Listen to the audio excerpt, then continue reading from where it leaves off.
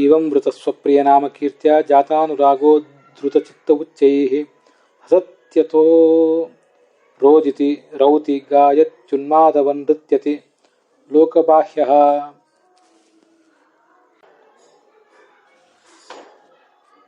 श्रीगुरुभ्यो नमः। भक्तिकार्यप्रकरणस्य चतुर्विंशस्य प्रकरणस्य 38-300तमः श्लोकोऽयं। भागवते एकादशस्कन्धे द्वितीये अध्याये 40 श्लोकः। ಭಕ್ತಿ ಕಾರ್ಯ ಪ್ರಕರಣ ಅಂತ 24ನೇ ಪ್ರಕರಣ ನಾವೀಗ ನೋಡಬೇಕು. ಅದರಲ್ಲಿ ನಾವು ನೋಡಬೇಕಾದದ್ದು ಒಟ್ಟಾರೆ ಭಾಗವತ ಸಾರೋದ್ಧಾರದಲ್ಲಿ 338ನೇ ಶ್ಲೋಕ, 11ನೇ ಸ್ಕಂದದ 2ನೇ ಅಧ್ಯಾಯದ 40ನೇ ಶ್ಲೋಕ ಇದು.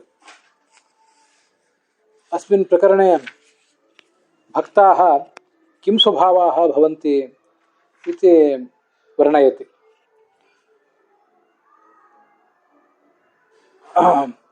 यदि यस्मिन् कस्मिंश्चित् देशे काले वा भगवतः गुणगणाः वर्ण्यन्ते, तान् वर्णितान् श्रुत्वैव भक्तस्य मनः द्रवति.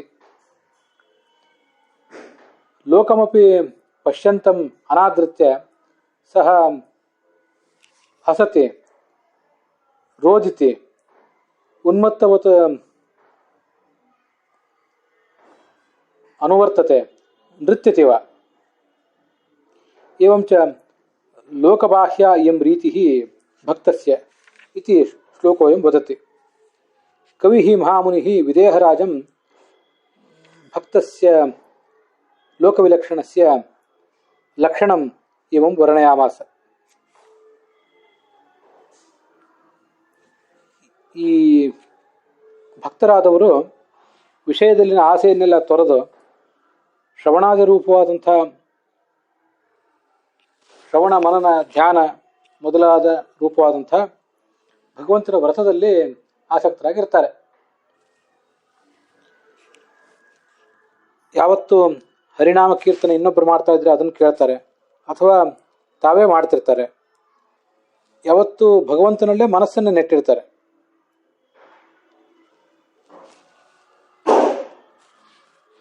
ಇದೆಲ್ಲಾದರೂ ಭಗವಂತನ ಬಗ್ಗೆ ಹೀಗೆ ಗುಣವರ್ಣನ ಕೇಳಿ ಬಂದರೆ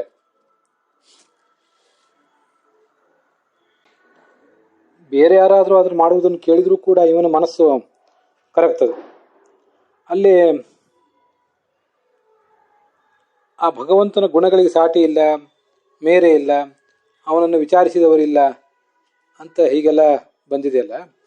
ಶ್ಲೋಕದಲ್ಲಿ ಅದು ನೇರವಾಗಿ ಬಂದಿಲ್ಲ. ಏವಂ ವೃತಃ ಸ್ವಪ್ರಿಯ ನಾಮ ಕೀರ್ತ್ಯ. ಸ್ವಪ್ರಿಯ ಅಂದರೆ ತನಗೆ ಪ್ರಿಯತಮನಾದ ಅತ್ಯಂತ ಇಷ್ಟನಾದ ಭಗವಂತನ ನಾಮಗಳನ್ನು ಇವನು ಕೇಳಿದರೆ ಇವನಿಗೆ ಮನಸ್ಸು ಕರಗ್ತದೆ ಅಂತ ತಾತ್ಪರ್ಯ. ಈ ಗುಣಗಳಿಗೆ ಸಾಟಿ ಇಲ್ಲ, ಆ ಭಗವಂತನನ್ನು ತಿಳಿದವರಿಲ್ಲ ಅಂತ ಹೀಗೆಲ್ಲ ಏನಿದೆ ಅದು ಭಾಗವತದಲ್ಲಿ ಕೆಲವು ಹಿಂದಿನ ಯಾವ್ದಾದ್ರು ಶ್ಲೋಕಗಳಲ್ಲಿ ಬಂದಿರುವಂಥ ವಿಷಯ ಅಷ್ಟೆ. ಇಲ್ಲಿಯೂ ಕೂಡ ವಿಷ್ಣು ತೀರ್ಥರು ಅದನ್ನೇನು ಹೇಳಿಲ್ಲ. ಭಾಗವತದ ಈ ಶ್ಲೋಕಕ್ಕೆ ವ್ಯಾಖ್ಯಾನ ಮಾಡಿರುವರು ಹಾಗೆ ಹೇಳಿರಬೇಕು. ಭಗವಂತನ ಮಹಿಮೆಯನ್ನು ಅತಿ ಉತ್ಕಟವಾಗಿ ವರ್ಣಿಸುವುದನ್ನು ಎಲ್ಲಿಯಾದರೂ ಈ ಭಕ್ತ ಕೇಳಿದರೆ ಅವನ ಮನಸ್ಸಿಗೆ ಈ ಥರ ಆನಂದ ಆಗ್ತದೆ ಅಂತ ಅದರ ತಾತ್ಪರ್ಯ.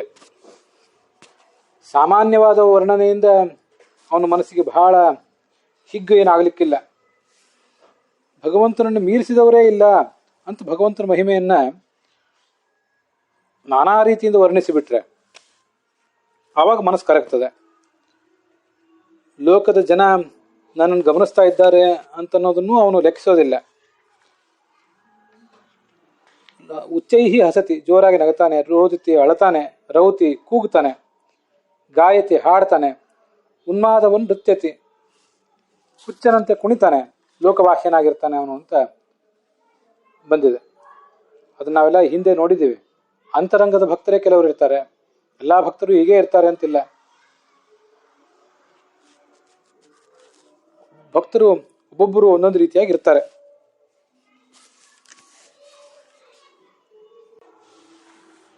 ಭಾಗವತ ತಾತ್ಪರ್ಯನೂ ಕೂಡ ಇದಕ್ಕೆ ಸಂಬಂಧಪಟ್ಟಂತೆ ಸ್ಪಷ್ಟೀಕರಣ ಕೊಟ್ಟಿದೆ. ಕೇಚಿದ್ ಉನ್ಮಾದೋದ್ಭಕ್ತಾ ಬಾಹ್ಯಲಿಂಗ ಪ್ರದರ್ಶಕಾ, ಹುಚ್ಚರಂತೆ ಇರುವ ಭಕ್ತರು ಕೆಲವರು ಇರ್ತಾರೆ. ಅವರು ಭಕ್ತಿಯ ಹೊರಗಿನ ಲಿಂಗಗಳನ್ನ, ಲಕ್ಷಣಗಳನ್ನು ತೋರಿಸ್ತಾರೆ. ಕೇಚಿತ್ ಆಂತರಭಕ್ತಾ ಸ್ಯುಹು ಕೇಚಿಚ್ಚೈವ ಉಭಯಾತ್ಮಕಾ, ಇನ್ನು ಕೆಲವರು ಅಂತರಂಗದ ಭಕ್ತರಿರ್ತಾರೆ.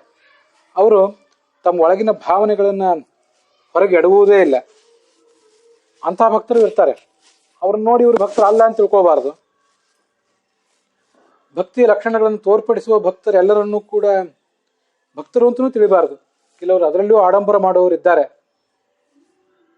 ಕೇಚಿಚ್ಚೈವ ಉಭಯಾತ್ಮಕ, ಇನ್ನು ಕೆಲವು ಬಾರಿ ಹೊರಗಿನ ಲಕ್ಷಣಗಳನ್ನು ತೋರಿಸ್ತಾರೆ, ಭಕ್ತಿಯ ಲಕ್ಷಣಗಳನ್ನು ಕೆಲವು ಬಾರಿ ತೋರಿಸೋದಿಲ್ಲ. ಮುಖಪ್ರಸಾದ ದಾರ್ಢ್ಯಾಶ್ಚ ಭಕ್ತಿ ಜ್ಞೇಯ ನಿಚಾನ್ಯತಃ. ವಸ್ತುತಃ ಭಕ್ತಿಯನ್ನು ಯಾವುದ್ರ ಮೂಲಕ ಅಳಿಬೇಕು, ಇದೊಂದು ಪ್ರಶ್ನೆ ನಮಗೆ ಬರ್ತದೆ. ಮುಖಪ್ರಸಾದ,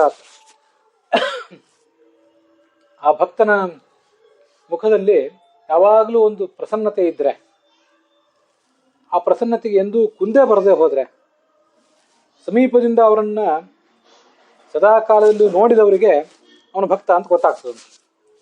ಅನೇಕ ಥರದ ಏಳು ಬೀಳುಗಳನ್ನು ಸಂಸಾರದಲ್ಲಿ ಅವನು ಕೂಡ ಅನುಭವಿಸ್ತಾನೆ ಇರ್ತಾನೆ. ಆದರೆ ಅವನ ಮುಖದಲ್ಲಿರುವ ಪ್ರಸನ್ನತೆ ಹೋಗೋದಿಲ್ಲ, ವ್ಯಗ್ರತೆ ಅವನಲ್ಲಿ ಕಾಣಿಸೋದಿಲ್ಲ. ಮತ್ತು ದಾರ್ಢ್ಯಾಚ್ಯ, ತಾನು ತಗೊಳ್ಳುವ ನಿರ್ಧಾರಗಳಲ್ಲಿ, ಆಲೋಚನೆಗಳಲ್ಲಿ ಮತ್ತೆ ಕ್ರಿಯೆಗಳಲ್ಲಿ ಅವನು ದೃಢನಾಗಿರ್ತಾನೆ ಅಂತ ಹೀಗಾದ್ರೆ ತಾತ್ಪರ್ಯ. ಇದರಿಂದ ಭಕ್ತಿಯನ್ನು ತಿಳ್ಕೋಬೇಕು ನಾವು. ಇದನ್ನ ಬಿಟ್ಟು ಬೇರೆ ಯಾವ ಲಕ್ಷಣಗಳಿಂದಲೂ ಕೂಡ ಒಬ್ಬ ವ್ಯಕ್ತಿ ಭಕ್ತ ಹೌದೋ ಇಲ್ಲೋ ಅಂತ ತಿಳ್ಕೊಳ್ಳಿಕ್ಕೆ ಬರೋದಿಲ್ಲ ಅಂತ ಅಲ್ಲಿ ಹೇಳ್ತಿದ್ದಾರೆ. ಆದರೆ ಅನೇಕ ಭಕ್ತರಿಗೂ ಕೂಡ ಕೆಲವೊಮ್ಮೆ ಇಂಥ ಏರುಪೇರುಗಳನ್ನು ಅನುಭವಿಸುವಂಥ ಪ್ರಸಂಗ ಬರ್ತದೆ. ದೊಡ್ಡ ದೊಡ್ಡ ಭಕ್ತರಾದವರಿಗೂ ಕೂಡ ಕೆಲವೊಂದು ಬಾರಿ ಪ್ರಸನ್ನತೆಗೆ ಕುಂದು ಬಂದೀತು, ಕೆಲವೊಂದು ಬಾರಿ ಬರದೇನೂ ಇದ್ದೀತು. ಹಾಗದನ್ನು ನಾವು ತಿಳ್ಕೋಬೇಕು. ವ್ಯಕ್ತಿಯ ಮನಸ್ಸು ಯಾವತ್ತೂ ಕೂಡ ಒಂದೇ ಥರ ಇರೋದಿಲ್ಲ. ಅನೇಕ ಏಳು ಬೀಳುಗಳನ್ನು ಅನುಭವಿಸೋದ್ರಿಂದ ಈ ಥರ ಆಗ್ತದೆ ಅಂತ ಅದರ ತಾತ್ಪರ್ಯ ಆಗ್ತದೆ. ಮುಂದೆ 339ನೇ ಶ್ಲೋಕ. ಅದು ಕೂಡ ಭಗವಂತನ ಭಕ್ತರಾದವರು ಹೇಗೆ ಮಾಡ್ತಾರೆ ಅಂತನ್ನೋದನ್ನು ವರ್ಣಿಸಲಿಕ್ಕೆ ಇರುವಂತಹ ಶ್ಲೋಕನೇ. ಕ್ವಚಿತ್ ರುದಂತಿ ಅಚ್ಯುತ ಚಿಂತೆಯ ಕ್ವಚಿತ್ ಹಸಂತಿ ನಂದಂತಿ ವದಂತಿ ಲೌಕಿಕಾಹ ನೃತ್ಯಂತಿ ಗಾಯಂತಿ ಅನುಶೀಲಯಂತ್ಯಜಂ ಭವಂತಿ ತೂಷ್ಣೀಂ ಪರಮೇತ್ಯ ನಿರ್ವೃತಾಹ.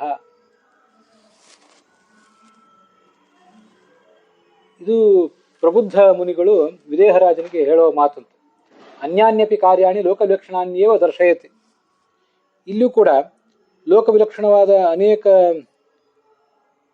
ಕಾರ್ಯಗಳನ್ನು ಭಕ್ತ ಆದವನು ಹೇಗೆ ಜಗತ್ತಿಗಿಂತ ಭಿನ್ನವಾಗಿ ವರ್ತಿಸ್ತಾನೆ, ಸಾಮಾನ್ಯರಿಗಿಂತ ಭಿನ್ನವಾಗಿ ವರ್ತಿಸ್ತಾನೆ ಅಂತನ್ನೋದನ್ನೇ ತಿಳಿಸುವಂಥ ಶ್ಲೋಕ ಇದು ಕೂಡ.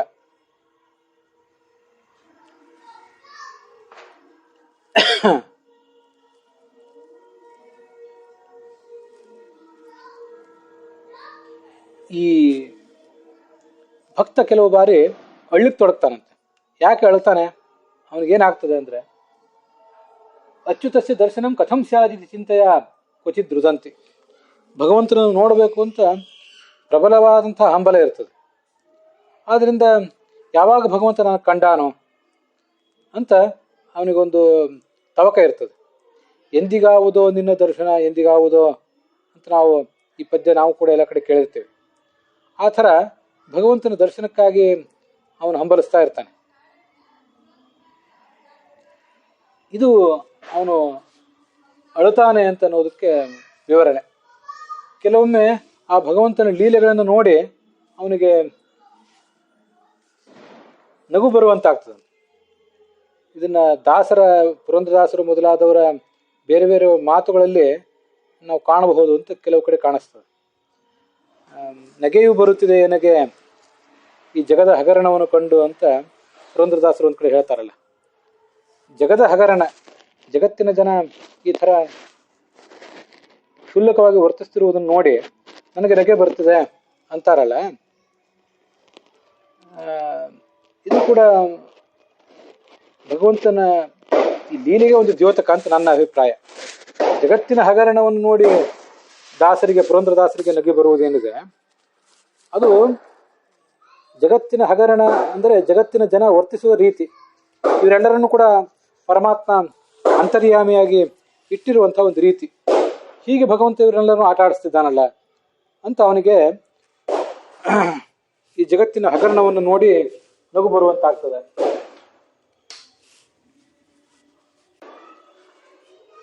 ನಾನಿನ್ನ ಧ್ಯಾನದೊಳಗಿರಲು ಸದಾ ಈ ಹೀನ ಮಾನವರು ಏನು ಮಾಡುವರೋ ಅಂತ ಭಗವಂತನೇ, ನಾನು ನಿನ್ನ ಧ್ಯಾನದಲ್ಲಿ ತೊಡಗಿದ್ದೇನೆ.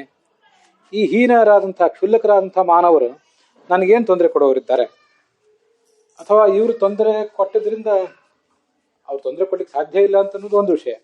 ಒಂದು ವೇಳೆ ಅವ್ರು ತೊಂದರೆ ಕೊಟ್ಟರೂ ಕೂಡ ನನ್ನ ಧ್ಯಾನಕ್ಕೆ ಅದರಿಂದ ಏನು ಭಂಗ ಬರೋದಿದೆ? ಇವರೆಲ್ಲರ ಅಪಹಾಸ್ಯಗಳಿಂದ, ಚುಚ್ಚುವ ಮಾತುಗಳಿಂದ ನಾನು ಎದೆಗುಂದುವ ಒಂದು ಸ್ಥಿತಿಯನ್ನೇ ದಾಟಿದ್ದೇನೆ. ಆದ್ರಿಂದ ಇದರಿಂದ ನನಗೇನಾಗಬೇಕಾಗಿದೆ, ಯಾರಂದ್ರೆ ಏನು ಬಿಟ್ರೆ ಏನು ಅನ್ನುವಂಥ ಒಂದು ಧೈರ್ಯ ಅವರಲ್ಲಿರ್ತದೆ. ಅದು ಈಗ ಉನ್ಮಾದ ಅಂತ ಬಂತಲ್ಲ ಈ ಹಿಂದೆ, ಹುಚ್ಚರಂತೆ ವರ್ತಿಸ್ತಿರ್ತಾರಂತೆ. ನಾವು ಹುಚ್ಚರು ಅಂತ ಅವರೇ ಒಪ್ಕೋತಾರಂತೆ. ಅದು ದಾಸರ ಮಾತಿನಲ್ಲಿದೆ. ಹುಚ್ಚು ಹಿಡಿದಿದೆ ನನಗೆ, ಅಚ್ಯುತನ ಹುಚ್ಚು ಹಿಡಿದಿದೆ ಅಂತ ನಾವು ದಾಸರ ಮಾತನ್ನು ಕೇಳಿದ್ದೇವೆ. ಹೀಗೆಲ್ಲ ನಾನಾ ಥರದ ಭಾವಗಳು ಆ ಭಕ್ತನ ಮನಸ್ಸಿನಲ್ಲಿ ಸ್ಫುರಿಸ್ತಾ ಇರ್ತವೆ. ಅದಕ್ಕಾಗಿ ಅದನ್ನು ಹೇಳಿದೆ. ಇತರ ಯಾರು ಕೇಳಲಿ ಬಿಡಲಿ, ಅದರಲ್ಲಿ ಇತರರು ಕೇಳಿದರೆ ಚೆನ್ನಾಗಿ ಹೇಳಬೇಕು, ಚೆನ್ನಾಗಿ ಹಾಡಬೇಕು, ಇತರರು ಕೇಳದೆ ಹೋದರೆ ಚೆನ್ನಾಗಿ ಪ್ರವಚನ ಮಾಡಬಾರ್ದು, ಹಾಡಬಾರ್ದು ಅನ್ನುವಂಥ ಎಚ್ಚರ ಅಂತ ಆಲೋಚನೆ ಅವರೇನು ಮಾಡೋದಿಲ್ಲ.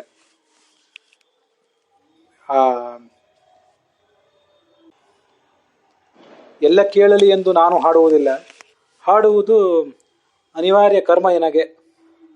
ಇದು ತುಂಬ ಪ್ರಸಿದ್ಧವಾದಂಥ ಮಾತು. ನಾವು ನೀವೆಲ್ಲ ಕೇಳಿರ್ತೇವೆ.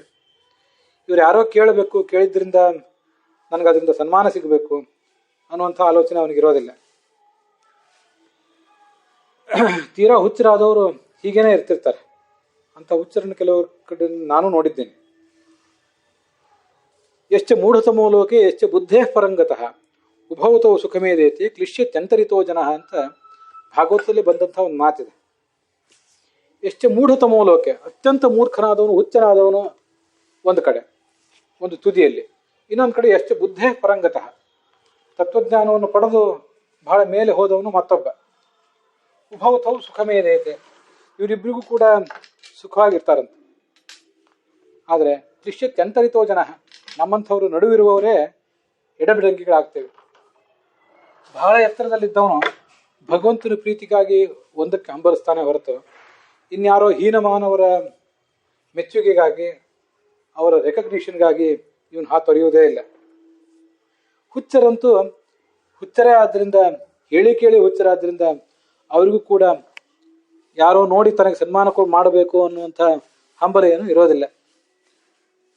ಅಂತರಿತಃ, ನಡುವೆ ನಮ್ಮಂಥವ್ರು ಇರ್ತೇವಲ್ಲ, ನಮಗೆ ಜನ ಕೇಳಿ ಪ್ರಶಂಸಿಸದೆ ಹೋದರೆ, ಜನ ಕೇಳಿ ಸನ್ಮಾನಿಸದೆ ಹೋದರೆ, ತಕ್ಕಂತೆ ಸ್ಥಾನ ಮಾನ ಧನ ಇತ್ಯಾದಿಗಳನ್ನು ಕೊಡದೆ ಹೋದರೆ ನಮಗೆ ಅದರಲ್ಲಿ ಮುಂದುವರಿಯೋದು ಕಷ್ಟ ಆಗಿಬಿಡ್ತದೆ.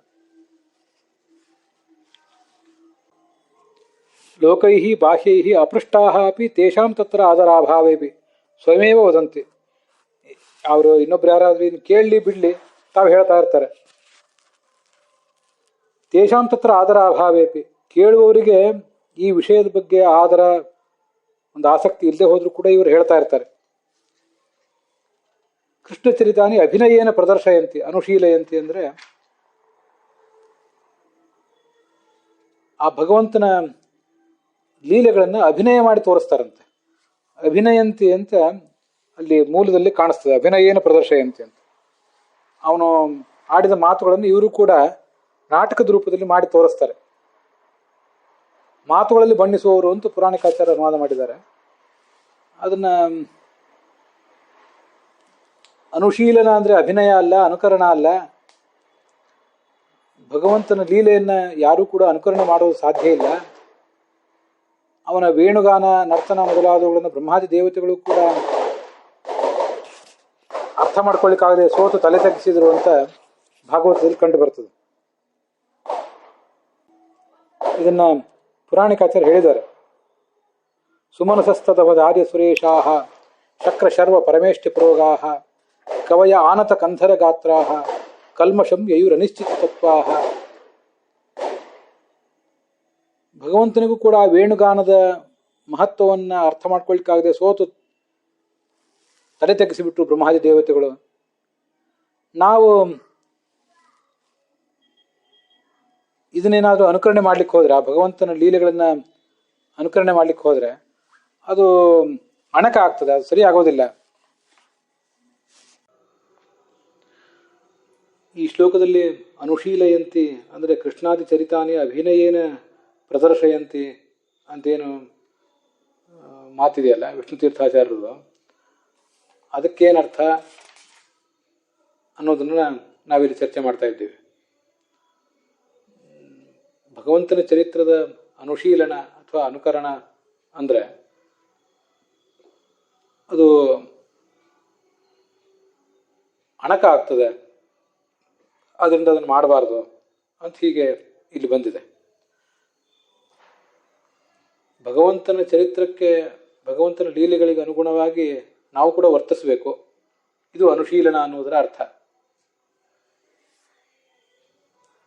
ಭಗವಂತ ಹೇಗೆ ತನ್ನ ಭಕ್ತರು ಮೊದಲಾದವರ ಬಗ್ಗೆ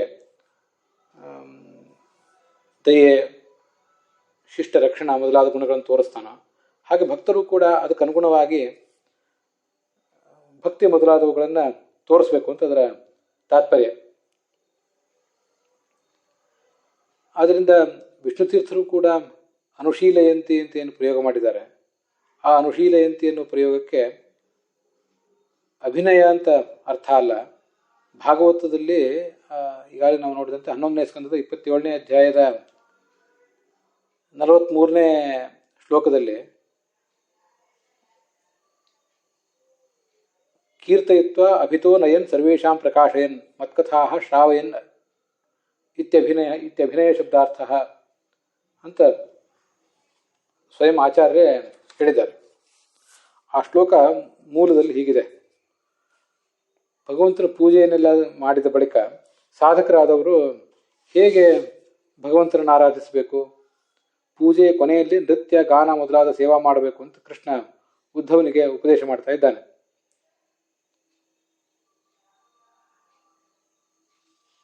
ಉಪಗಾಯನ್ ಗೃಣನ್ ನೃತ್ಯನ್ ಕರ್ಮಾಣ್ಯಭಿನಯನ್ ಮಮ ಮತ್ಕಥಾ ಶ್ರಾವಯನ್ ಶೃಣ್ವನ್ ಮುಹೂರ್ತ ಕ್ಷಣಿಕೋ ಭವೇತ್ ಅಂತ ಆ ಶ್ಲೋಕ 11ನೇ ಸ್ಕಂದದ 27ನೇ ಅಧ್ಯಾಯದ 43ನೇ ಶ್ಲೋಕ.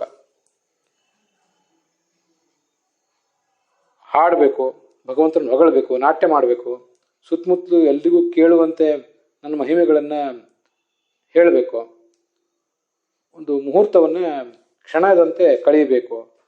ಹೀಗೆಲ್ಲ ಅಲ್ಲಿ ಬಂದಿರುವಂಥ ವಿಷಯ.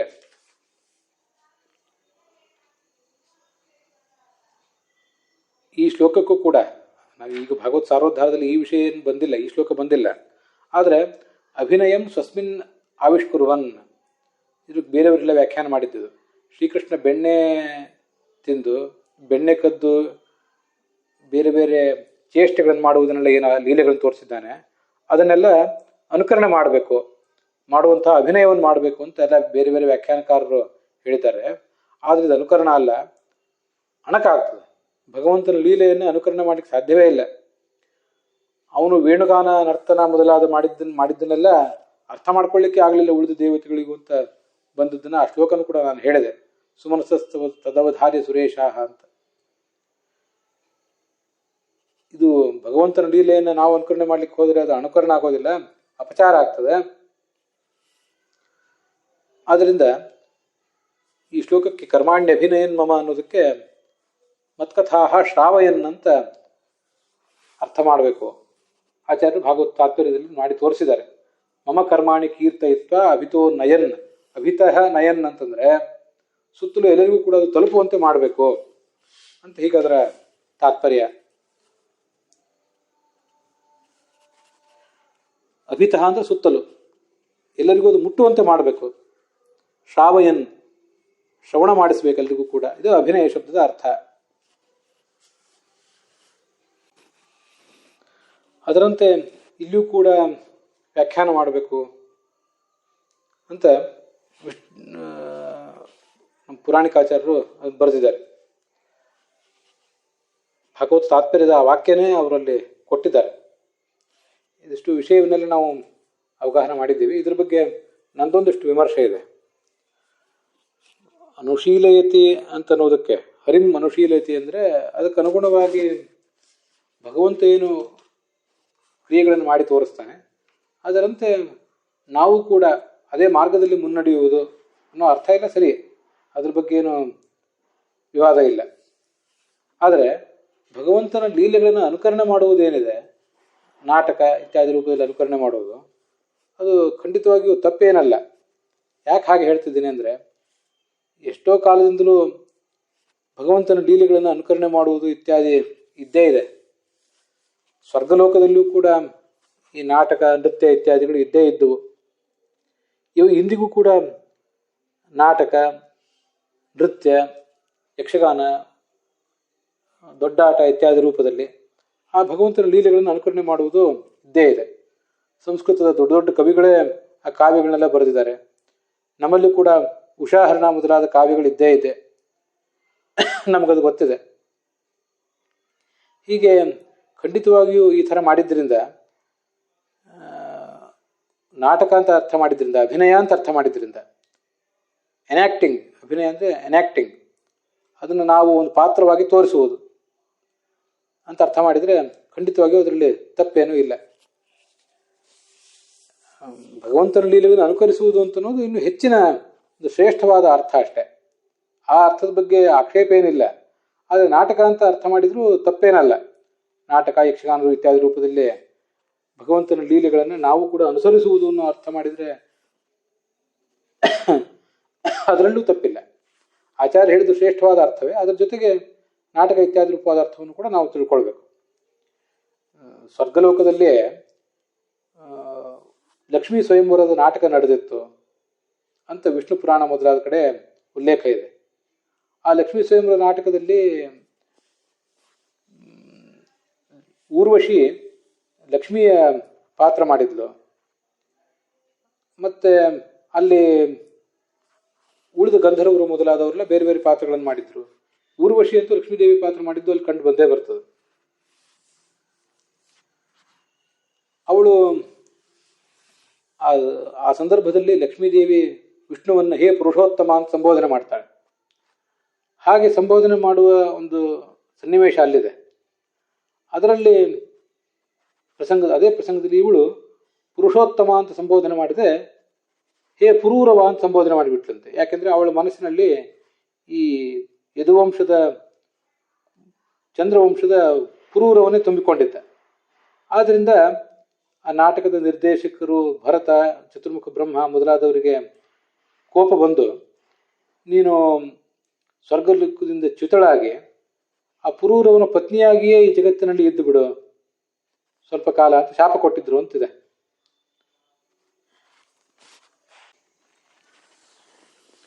ನಮ್ಮಲ್ಲಿಯೇ ನರಹರಿ ತೀರ್ಥರು ಮೊದಲಾದವರು ತಾವು ಮುಂದಾಗಿ ನಿಂತು ಯಕ್ಷಗಾನ ಕಲೆ ಇತ್ಯಾದಿಗಳಿಗೆ ಪ್ರೋತ್ಸಾಹ ಕೊಟ್ಟರು ಅಂತ ಕೇಳಿ ಬರ್ತದೆ. ಅನೇಕ ಜನ ನಮ್ಮ ಕಾಲದಲ್ಲಿದ್ದಂಥ ಸ್ವಾಮಿಗಳು ಮೊದಲಾದವರು ಕೂಡ ಆ ಭಗವಂತನ ಲೀಲೆಗಳನ್ನು ತೋರಿಸುವಂಥ ನಾಟಕ, ಯಕ್ಷಗಾನ ಇತ್ಯಾದಿಗಳನ್ನು ಆಸಕ್ತಿಯಿಂದ ನೋಡೋದು, ಹಿರಿಯ ವಿದ್ವಾಂಸರ ಮಾರ್ಗದರ್ಶನದಲ್ಲಿ ಅವೆಲ್ಲ ನಡೆಯೋದು ಎಲ್ಲ ಜಗತ್ತಿನಲ್ಲಿ ಕಂಡು ಬಂದೇ ಬರ್ತದೆ. ಆದ್ದರಿಂದ ಅದು ತಪ್ಪೇನೂ ಅಲ್ಲ, ಅಪಚಾರ ಖಂಡಿತ ಅಲ್ಲ ಅದು ಅಂತ ನನ್ನ ಆಲೋಚನೆ. ಯದ್ವಾ ತದ್ವಾ ಅನುಕರಣೆ ಮಾಡುವುದೇನಲ್ಲ, ನಮಗೆ ತಿಳಿದಷ್ಟು ಭಗವಂತನ ಲೀಲೆಗಳನ್ನು ಅನುಕರಣೆ ಮಾಡುವುದು. ಅದು ಅಣಕ ಖಂಡಿತ ಆಗೋದಿಲ್ಲ. ಇಲ್ಲಿ ಭಾಗವತ ಸಾರೋದ್ಧಾರದಲ್ಲಿ ಅಣಕವಾಗ್ತದೆ ಅಂತ ಬರೆದಿದ್ದಾರೆ. ಭಾಗವತ ತಾತ್ಪರ್ಯದಲ್ಲಿ ನಮ್ಮ ಗುರುಗಳು ಪುರಾಣಿಕಾಚಾರ್ಯರೇ ಅದು ಅಪಚಾರವೆನಿಸುವುದು ಅಂತ ಬರೆದಿದ್ದಾರೆ. ಅದರಿಂದ ಖಂಡಿತ ಅದು ಅಪಚಾರ ಏನಲ್ಲ. ಅವ್ರಾಗ ಬರೆದಿದ್ದಾರೆ, ತಮ್ಮ ಅಭಿಪ್ರಾಯ ಹೇಳಿದ್ದಾರೆ. ಆದರೆ ನನ್ನ ಅಭಿಪ್ರಾಯ ನಾನು ಸ್ಪಷ್ಟವಾಗಿ ಹೇಳ್ತಾ ಇದ್ದೀನಿ. ಖಂಡಿತವಾಗಿಯೂ ಇದು ಅಪಚಾರ ಏನಲ್ಲ. ಎರಡೂ ಅರ್ಥಗಳನ್ನು ಇಟ್ಕೋಬಹುದು ಅಂತ ನಂದೊಂದು ವಿಮರ್ಶೆ ಇದೆ. ಇದನ್ನ ನೀವೆಲ್ಲರೂ ಕೇಳಿ ನಿಮ್ಮ ಅಭಿಪ್ರಾಯವನ್ನು ತಿಳಿಸ್ಬೇಕು.